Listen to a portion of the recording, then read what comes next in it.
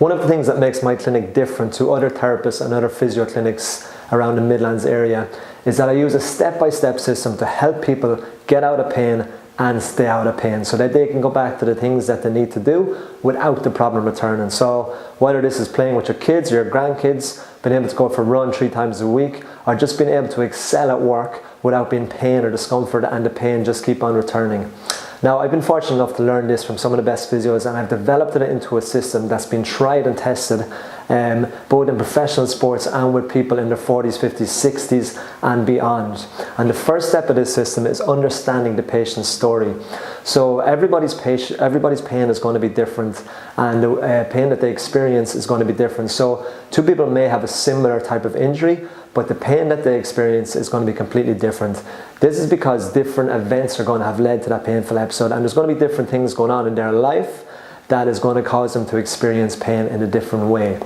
So understanding someone's previous injuries, any physical or emotional stressors that are going on in their life is hugely important, because it gives us a good idea of what needs to be done to get them out of pain and also to prevent the pain from coming back. So once we understand the patient's story and what led to this pain happening, then we move on to number 2, which is finding the true stressor. Now, this is key to ensure that the pain does not keep on returning. If you've ever been for a massage or a treatment and you felt great afterwards, and then you went back into doing your activity or went back to work and the pain came back straight away, this is because the pain was just addressed and the true stressor was not found. Now, the painful area or the site of pain is often just a symptom, and the reason for that can be coming from somewhere else. A common example of this can be back pain. Often the back muscles are working too hard, and what I find in the clinic is that it can be coming from a lower body injury quite often. So if you sprained your ankle years ago, then your body is not going to want to put force through the foot. It's going to put the force somewhere else, and often the back muscles can be overworking, and until the old injury is addressed and fully strengthened, then the back pain will keep on returning. So moving on to number 3, it's undoing inefficient movement habits. Basically, this means that as human beings, we are very, very good at adapting to injuries and to stressors on your body. So if you're in pain or discomfort and you have to do something, you're more than likely just going to be able to get it done. You may have to do it with a limp, or you may have to lift something in a funny way, but you'll just get the job done. And the reason for this is that you use different movement strategies when you're in pain or when you're injured. So an example of this is going back to the old ankle injury.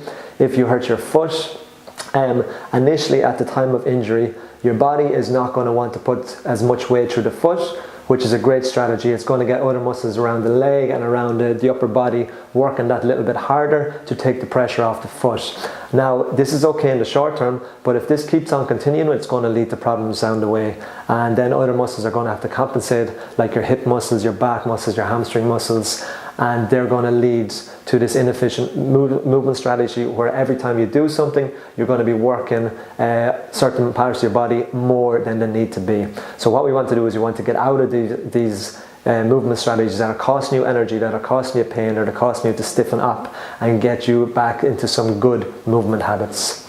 Moving on to number 4 is moving towards your ideal outcome. Now, this is related back to number 1, where we find out exactly what it is that you want to get back to doing. And once we know exactly what it is that you want to get back to doing, then we start introducing you to movements that you need to do in order to be able to do your favorite thing. So this can be pushing, pulling, lifting, twisting, turning, moving with a little bit of speed so that you're able to do the thing that you want to do without your body reacting and without that pain coming back. So once we start moving towards your ideal movement habits, then we're on to building resilience. Now, this is key to ensure that you are able to go back to doing the things that you want to do without the pain returning. So if you just want to be able to go and you want to be able to play with your grandkids, you want to be strong enough so that, say, if your grandkid is running away or they're running across the road, you have to be able to run after them, you want to be able to pick them up and bring them back. You want to be able to do that without the tissues reacting.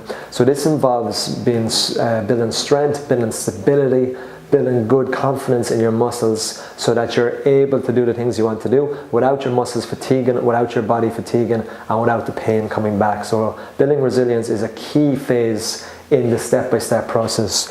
Then once we've all these 5 steps done, we want to enable you to live your life to the full.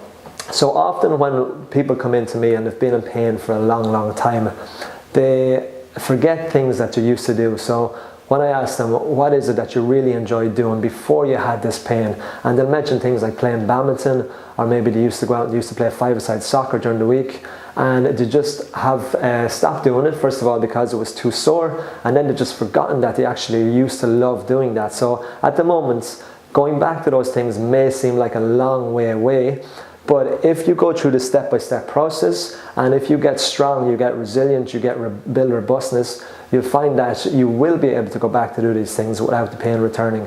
So this is what we want to do at Midlands Physical Therapy, is to get you back to the stage where you're able to enjoy your life to the full, and you're able to do the things that you love to do. If you follow the step-by-step process, it's very successful in doing that. What can happen is that people sometimes go back too early, or sometimes they skip steps and they get loaded up too quickly, they progress too quickly, and that is where they get into a flare-up, or the pain comes back again. Whereas if you follow in a graded way and go step by step, it's very effective in getting you back to where you need to be.